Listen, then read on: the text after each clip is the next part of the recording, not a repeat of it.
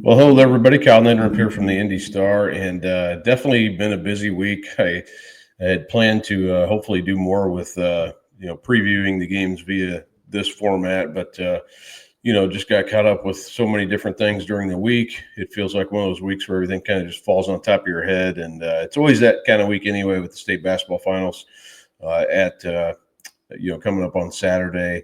But there's always just miscellaneous things that you don't prepare for. But at any rate, I did touch on the Class 3A game with Austin Huff from the South Bend Tribune. But I wanted to kind of go through a little bit on the four games.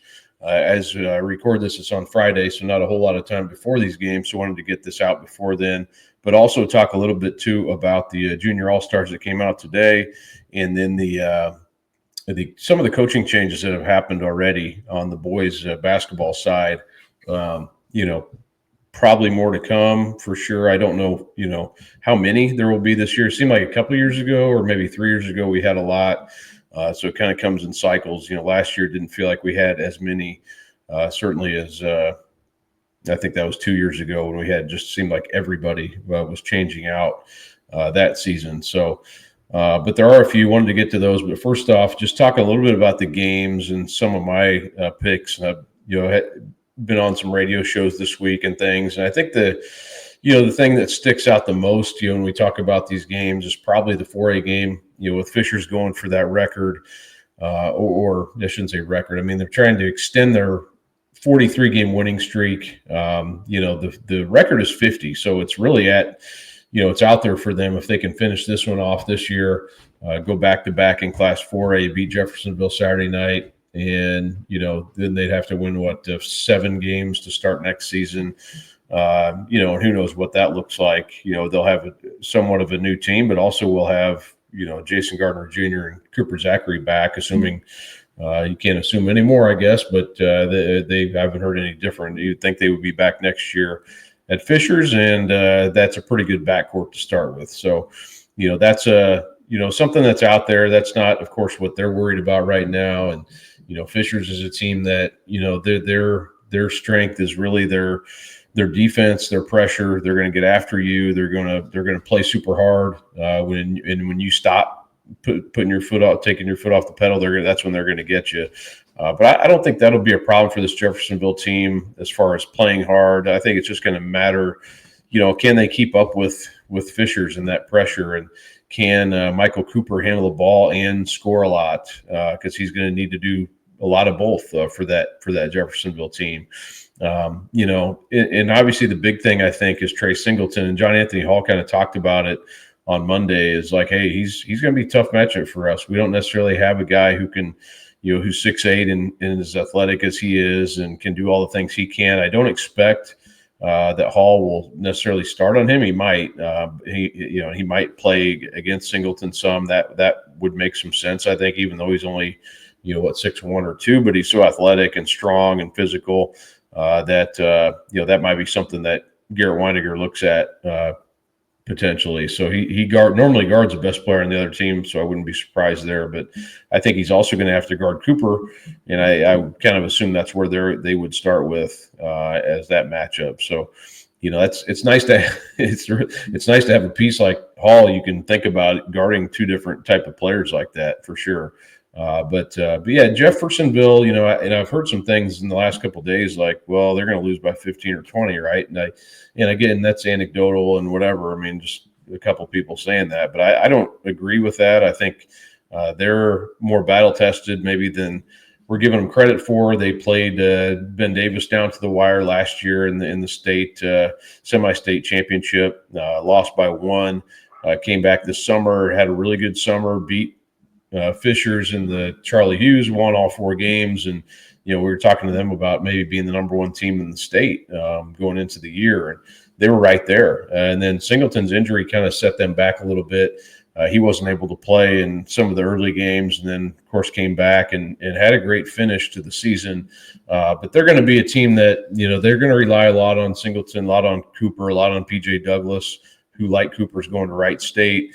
I think talking to a coach a little bit or texting with another coach who played Fisher said, hey, you're going to have to rebound. That's kind of the biggest thing. They shoot so well. the first time, you can't give them multiple chances to score on the same possession. So you got to really attack the glass and really play physical with them, or you're going to run into problems. And obviously some of that is kind of obvious, but really, I mean, you do have to shoot the three pretty well. I think that's Westfield showed that they were able to do that. They were able to kind of spread the floor on them some and have some success with that.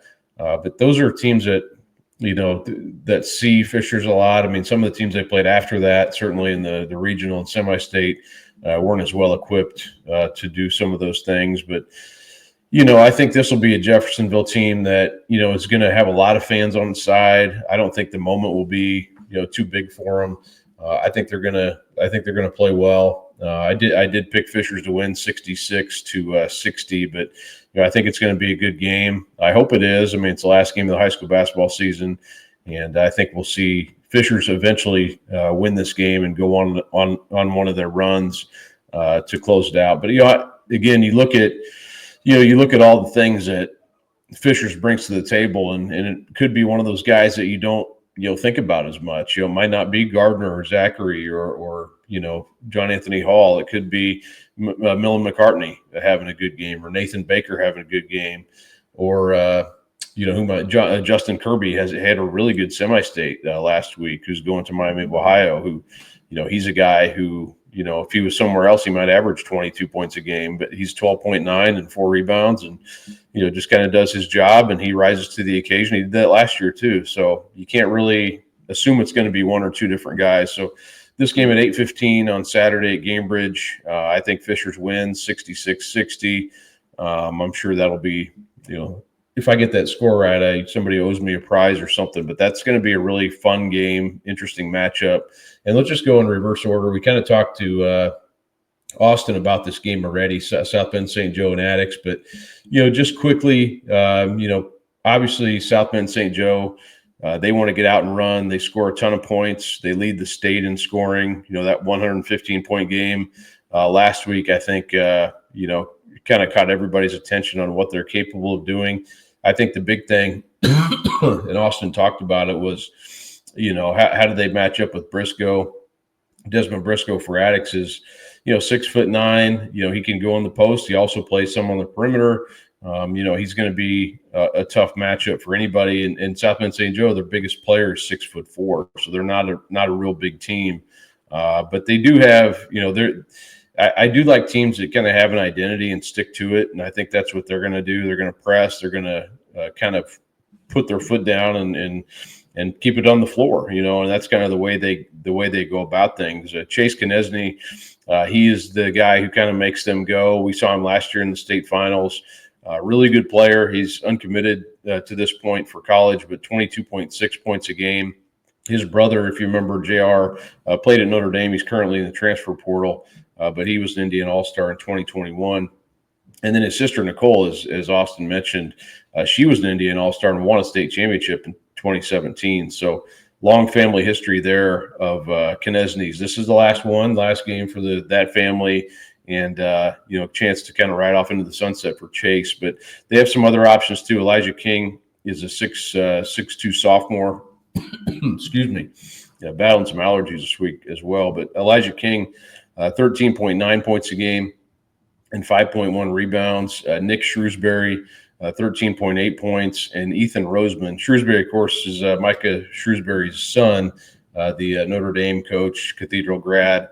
And then Ethan Roseman has gone from Chittard to South Bend St. Joe, averaging 10.8 points a game and 7.1 assists. Pretty much all of his offensive points are on, drives and transition, but he's great at getting the ball in the open floor and getting it to where it needs to be. So he's been a big addition to that team as well. Brayshawn Woods, another guy, Braylon White, those two are about a little bit over 5 points a game. So a lot of depth, a lot of experience, really good team chemistry. This is a team that's been battle tested, ranked number 2 in the state, against an Attucks team that, as we know, they play a really tough schedule. Beat number 1 Cathedral before in the sectional semifinal. So they are a team also. Obviously, they play a great schedule, play a ton of 4A teams, as we know. Chris Hurt, their point guard, city player of the year. Desmond Briscoe, 2-time City Player of the Year. So the rarity there that you have 3 City Players of the Year on the same team, or 3 years of that on the same team. So always cool when Attucks makes the state championship, just from a historical standpoint. I don't believe Oscar Robertson will be at this game like he was in 2017, but I know he's following. I've talked to Chris Hawkins about that this week, and he's been following closely, and will definitely be following this game as well on Saturday night. This game's at 6 o'clock. Attucks, of course, they won in 2017. South Bend St. Joe was here last year, so you have some teams with experience having been there. Of course, this Attucks team has not been here, this team necessarily, but they do have a lot of big game experience. So I think this is going to be a fun game. I think it's going to be up and down. I think Attucks is probably the team that maybe wants to play more of a slower pace to a certain extent, maybe not quite get as crazy with it as St. Joe does from a pace standpoint. But I like Attucks to win. I said 72-70. I can't imagine this is going to be a blowout unless something weird. There's always a weird one-off rarity. Things happen, and you end up with a score that's not what you thought it was, or foul trouble happens. And that's one thing I think with Attucks too. You got to keep Briscoe from getting in foul trouble. I've heard some stuff about his recruitment. I think he's kind of waiting until all this is over and then kind of take a closer look at all that. So we'll dive into that when the time comes. But it sounds like he's going to be having quite a few opportunities that are going to be pretty good for him. Of course, he was going to Iowa and then opened it up after Fran McCaffrey was relieved of his duties there. So will be interesting to see where he ends up going. So we'll see what happens there. So now moving on to Class 2A, we'll have Manchester and University. That'll be at 12:45 approximately after the 1A game. Again, this is a game where I think it's going to be, and this is kind of a cool story I wrote about the University on Friday about some of the things that have happened in their program. The Webster family, Chuck Webster was the founder of this school. He came from the Michigan area, Detroit area in Michigan, and started the school at a university. Basically, it was kind of a cornfield out there in West Carmel in the late 90s, and came down and you can read all this indystar.com, but he basically founded the program. He wanted for the athletics sort of a no-cut policy to have. Everybody can come out for the team and be part of the team. Doesn't mean you're on varsity, but you're some way part of the team. And he passed away in October of this past year, but it was a big supporter of their basketball program.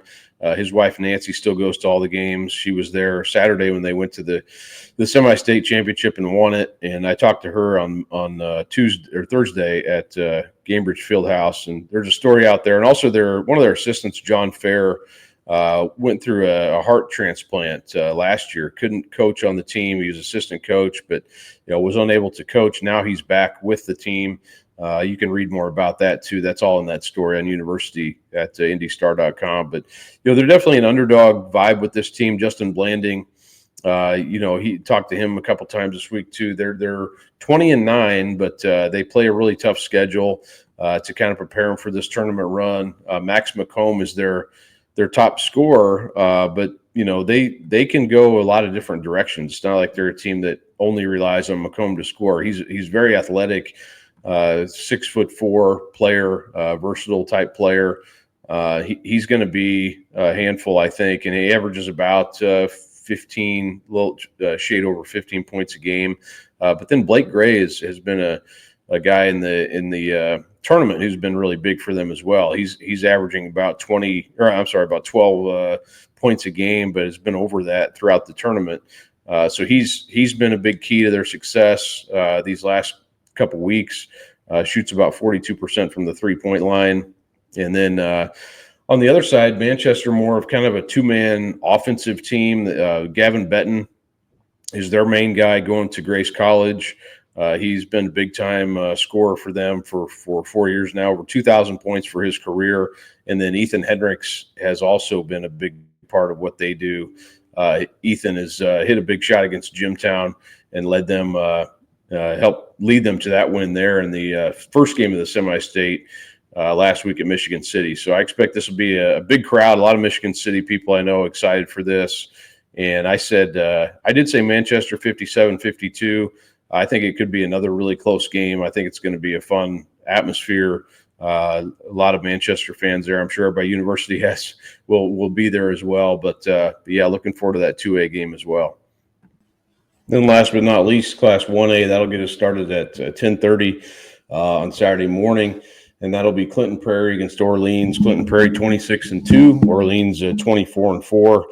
And both these teams got there by, winning close games along the way. Clinton Prairie had not won even a sectional title since 1982. So, this has been a team that, has, that was kind of the goal all along, was just to win a sectional title.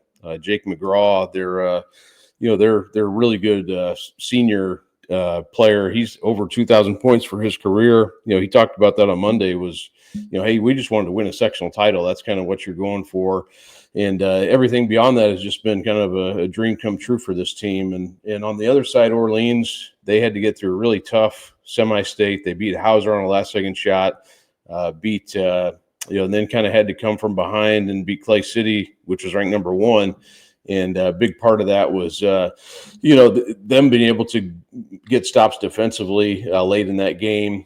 They're a team that, shoots the ball really well from the three-point line. They're a team, again, that, they play a little bit, I would say, of a, sort of a little bit of a slower pace, but can also score. They scored 69 points in that game against Hauser. And another team, too, that, for years they kind of run up against Bar Reeve, Lagodi, and it took a lot for them to be able to get through. So pretty cool for Tom Bradley, their Orleans coach. He's 26 years there as head coach. He's an alum of that school. And Rylan Crocker, he's the one who hit that shot against Hauser to win that game. And he had also a steal or knocked the ball away against Clay City in the final seconds there to kind of make that happen there late against Clay City. So two teams that are really battle tested, I think, and will, I think, really show out well as far as their fans, too, on Saturday morning. I expect this to be a really good crowd at that game. I said Orleans 60-58. I think I said on the radio I picked Clinton Prairie, so I'm just covering myself there. But I in the Indy Star, I said 60-58 Orleans wins it. But McGraw, Farley for Clinton Prairie, those two guys really can score, especially McGraw, really good player. And then, of course, on the Orleans side, Crocker will be kind of the point of emphasis for Clinton Prairie to stop. So pretty cool, too. Chad Peckinpah, the Clinton Prairie coach, he was on the staff with his dad at McCutcheon in 2016 when they played New Albany and Romeo Langford in that Class 4A game. So he's back. He's former Indian All-Star. So cool for him to take this program that had never been there to the state finals. So that will be the setup. So I've got Orleans in 1A. I said Manchester in 2A, Attucks in 3A, and Fishers in 4A. And to be honest with you, I feel pretty good Fishers will win. I guess. I think it'll be a good game. But those other three, I think, potential those could go either way. And even I think Jeff could, I wouldn't be totally shocked if they won either. So that's the kind of the setup for Saturday. Well, the season's not even over yet, of course, but it will be shortly here. But there are a lot of coaching changes already. Not a lot, I would say. There's a handful so far. And in our specific area, Central Indiana, kind of the big one so far, Hamilton Southeastern opened up. John Ashworth had coached there for 4 years. He decided he was still living in the Decatur area, which is where he coached previously to getting the HSE job. And he's going to look elsewhere at this point for a different position. He was, and this was a team I thought really that was playing its best basketball late in the season. HSE ended up 13-12 in his fourth year there. They won 15 games last year, but returned. They had basically one senior, Braden Totten, at the end of this year. And he averaged about 12 points a game. He's leading them in scoring, but not by much. They had Maverick Young, Luke Weimer, Landon Oswald. The freshman Varshawn Clark came in, played really well in the sectional for HSE. So, you kind of look at that. And I remember talking to John after that Noblesville game in the sectional where they were really close at the end. They kind of came back and made that a battle there at the end. and definitely was excited about what they had coming back. But he'll be moving on somewhere else, and it's a program too that looks on paper. They look their freshman team was undefeated, JV was 19-3. Plus, you would expect almost the entire varsity team coming back next season. So, I think the only thing really against this job would be hey, Fishers is in your district, and they're rolling up the victories and state titles and 40-plus game winning streak.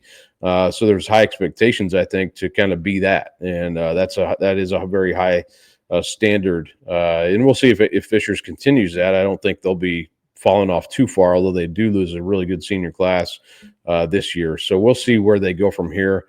They'll still have, like I said, those two guards, Gardner and Zachary back, and I'm sure we'll have some pieces around them. They do have some good players who are on the varsity team who don't play a ton right now. I think it could help next year. But anyway, I think that will be a big job. I think there'll be a ton of interest in HSE because of who they do have coming back, and also just because that's where a lot of talent is right now in that area. So that's a big one out there, the biggest one. Pendleton Heights also opened up. Joe Buck was the kind of the interim coach. He came in when Adam Ballard resigned a couple summers ago and just kind of stayed on there. They hired him on full time. So you probably knew that wasn't going to be a long-term job. Joe Buck was formerly the Pendleton Heights coach.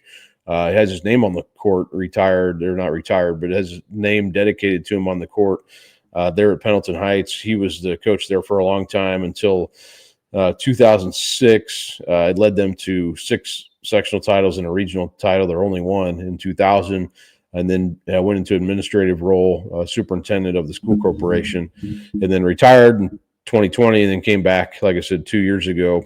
And not a lot of success here as far as wins and losses go. They were competitive 2 years ago. They were, I think, 11-13, and then 9-15 this year. But they will bring back their top scorer. Cooper Sims was their leading scorer at over 19 per game, and then a couple other seniors who played regularly, among others. So, on the surface, you'd think this be a better job because or a better job moving forward because you lose, Greenfield-Central and New Pal in your conference should be losing a lot to graduation, a lot of talent. Mount Vernon, though, still be really good next year.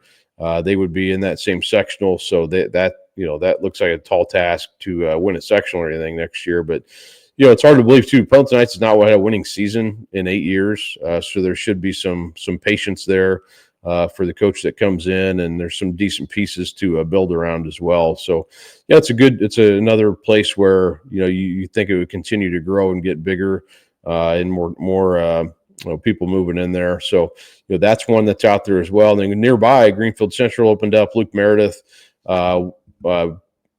stepped down a couple of days ago. He was 23-4 this year with Braylon Mullins, the McDonald's All-American, and overall he was 109-37 in 6 years at Greenfield-Central. So, and they lose a lot. They lose not only Mullins, but Boston Willard, Dallas Freeman, Mikey Johnson, a lot of talent going out the door there.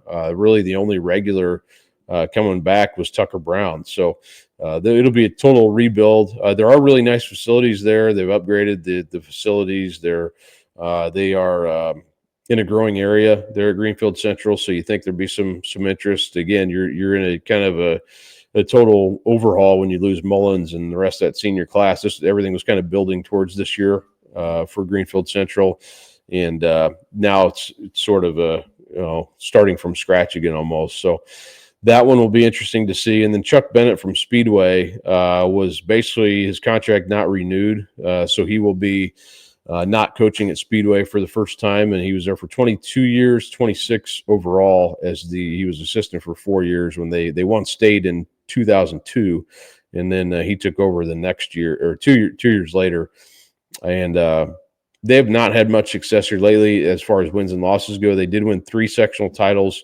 in a row. 2012, 2013, 14, won the regional and 2A in 2013, almost went to the state finals that year. If you remember, they lost to Linton Stockton in overtime. in a 1-point game. I remember covering that game, and I believe it was in Richmond. But it should be, for the incoming coach, you would think, Drew Metellic will be back. Yeah, you would assume, again, 20.5 points, 7 rebounds a game. A couple other guys who were juniors who played a lot, averaged more than 7 points a game. So there is something in the system there. And they did beat, they beat Cascade in the sectional, which I thought was a really good win, and then lost pretty handily to Northview, which Northview really, really good and will be again next year, and they'll be in your same sectional again. So that's a little bit of a tough ask for them to do much beyond winning a sectional, certainly, but maybe in the future. They are a smaller 3A program, so you're kind of up against it as far as the size of the school goes. But yeah, I mean, I think there's other sports have done well there. Basketball has too in the past, just not here recently. Excuse me. But I think potentially in the future that could be a good position. Chuck not real pleased with how things were handled there, I know, and we'll have a story up there at IndyStar.com just about his disappointment in just feeling like he built the program the right way, and just despite the wins and losses, you can read what he says, but kind of felt like it was more disappointing than anything, just the way it was handled there. So, but yeah, so those are open now. I'm sure there'll be more. I don't know. I haven't heard, what necessarily where or anything. I've heard some rumors and stuff. You always hear rumors, and some of them are wrong, and some of them will turn out to be right eventually. But I'm not gonna just spread rumors around. Elsewhere around the state, there have been some, Concord opened. Floyd Central, I think, is a job that will attract a pretty good list of candidates there in southern Indiana. Yeah, those are probably the bigger ones out there now. Tippecanoe Valley is another one that opened. Joe Luce is moving on there, and I don't know, how much they'll have coming back. Oh, Tipton, that's the one I was thinking of. Cliff Hawkins, I talked to him yesterday, and he's, I wrote about his health situation. You can read that story too at IndyStar.com, but he has stepped down at Tipton. So no surprise there, considering what he's been going through. But that's been a good job in the past as well. So we'll see what happens there as well. But also, Gene Miller from Washington retired, so that Washington job is also open at the Hatchett's position. So there's some good ones out there. I'm sure that, like I said, it never fails. There's going to be more, I'm sure. But those are just a handful that are out there so far. Some pretty big jobs. Greenfield-Central, obviously their name has been very high among the top teams in the state. I don't know if that will be the case. Probably not next year, but that could be the case in the future. They've got a good, like I said, kind of a growing school there. But definitely HSC. I mean, that'll be a huge job. I think they'll get a ton of interest, and I would expect that one will be very sought after. So didn't want to go beyond 30 minutes here, but and the Junior All-Stars also wanted to touch on that. So I guess I will probably go beyond 30 minutes, but Junior All-Stars came out today, and I hadn't had much chance to kind of pour over the details too much as far as who I thought should have been on there, who wasn't. But just to go through real quick, the core team, and these players will play June 1st and June 4th. The June 1st will be against the Kentucky All-Stars. That will be played at, the June 4th game will be at Greenfield-Central. That'll be against the Indiana All-Stars, the senior team. The juniors will play at Charlestown on June 1st against Kentucky. So that will be the blue group, actually the red group. So I don't know, the colors on this are always, maybe I'm colorblind or something, but I always get confused by it. So the core group will play with the red group on June 1st. And the core group, who cares? I mean, that didn't really matter. Justin Curry, Noblesville, a core member. Luke Ertl, Mount Vernon, a core member. Kai McGrew, Lawrence North. Stephen Reynolds III, South Bend, Washington. Dikembe Shaw of Crown Point, and Noah Smith of Plainfield. make up that core group. That's a pretty solid group. None of those guys, other than Ertl, going to Purdue, of course, but Curry offers from Northwestern, Indiana State, DePaul, among others, Toledo, Kent State. Let's see, McGrew. I think he played awesome the last part of the season. To be honest with you, he can shoot threes as well at a pretty good clip. He got Mississippi State offer, but I think that'll, his recruitment will kind of become more clear, I think, as we get into the summer. 14.5 points, 8.2 rebounds. He is a real force inside. Stephen Reynolds, maybe the most highly recruited player in this class to this point, has all kinds of offers: Indiana, Purdue, Notre Dame, Michigan State, among others. And he is about 23 points and 8 rebounds, 6 assists. Just really, really good player. They played South Bend St. Joe in the first round of the sectional and lost, but he's a 4-star prospect. A lot of attention on him. Dikembe Shaw from Crown Point, 6'7". He has offers from Indiana State, IU, Indy, Illinois, Chicago, and Toledo. I'm a little surprised he doesn't have more at this point. I know Purdue has been interested in him. So we'll see how that progresses, but he can shoot from the 3-point line too. So he's not only a big guy who can go inside, but I think he's going to be a really good player. We'll be talking about him in the next few years, I think. Noah Smith from Plainfield, and he's 6'8". He can shoot really well too, about 17 points and 8 rebounds per game. He has DePaul, Indiana State, Toledo, and Xavier already. So already a lot of interest in him. So yeah, then the red group. The red group, June 1st, they will play. See if I can get this right. Kaysen Dager, Silver Creek, is on the red group. Anthony Fresh, Charlestown. Edwin Holmes, Princeton. Jay-Sean Ladben, Davis. Blake Neal of Bloomfield. And Trey Shelsky of Park Heritage are all in that red group. So these are kind of the southern part of the state guys. They'll play in that game, like I said, June 1st against Kentucky All-Stars at Charlestown. Of that group, Dager, he actually joined me on the broadcast here, or recording here, whatever you want to call it, after one of the sectional nights, and he's a guy who can really shoot at 40% from the 3-point line. That Silver Creek team was really good this year, and they should be really good again next year. Looking forward to seeing them play. Anthony Fresh, he was a Jeffersonville, transferred from Jeffersonville to Charlestown, had a big year, 21 points a game, 6 rebounds. They went 18-6 and almost beat Brownstown Central, played them really close in the sectional semifinal. Good shooter from the 3-point line, so he's a good player. Edwin Holmes from Princeton, they played in the 3A semi-state at Southport. He's already over 1,000 points for his career. Jay-Sean Ladd really starting to see his value go up. This had a really good year for Ben Davis. And then Blake Neal, big-time scorer, 27.5 points. A smaller school, of course, at Bloomfield, but really nice player. And then Trey Shelsky, 13.4 points. Park Heritage again made the 2A semi-state championship and lost in that round of the tournament. Blue group, these guys play June 4th with the core group. Carrion Berry of Avon, Terrence Hayes Jr. of Gary 21st, Tyrese Jones of South Bend Riley, Brennan Miller, Lawrence North, Nick Shrewsbury, South Bend St. Joe, and Barron Walker of Noblesville. You can kind of read through all these guys and their offers and their if they have them, and their stats for the season. Miller, I covered him a lot this year, and Barron Walker covered him a lot. Definitely those two deserving of being Indiana All-Stars. Carrion Berry, another one, as Ball State, Coastal Carolina, IU Indy, among his offers, had a nice year. His first year at Avon after coming up from Louisville. So, and looking forward to seeing some of these other guys play. I've seen Terrence Hayes Jr. from Gary 21st, but it's been a while.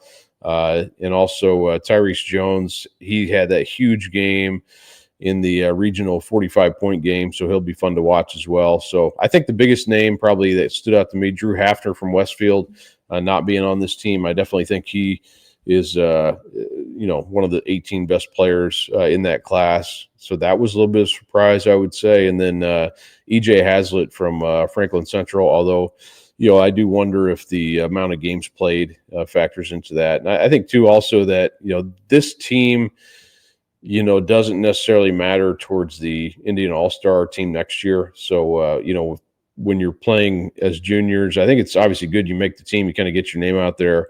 and you get seen, kind of get your name on the list, as so to speak. But I don't know. That's it's sort of a different way of selecting next year once you get to the senior group, and I think if Hafner or Hazlitt or whoever else has a good year, I don't think that would, not being on this team, would keep them from being on the senior team for sure. So, but at any rate, I haven't, I always try not to look too deeply into the junior all-star team. To me, it's kind of the senior one is the one that, probably matters the most. That's the one you kind of get your picture up on the, your jersey up on the wall when all's said and done and everything. So, but yeah, well, I appreciate you. I kind of went a little long here, but, wanted to do something that hadn't got to talk about all the games, and then had a couple other things to talk about. So hopefully see you tomorrow at the state finals, and be safe out there. And thanks for joining me again.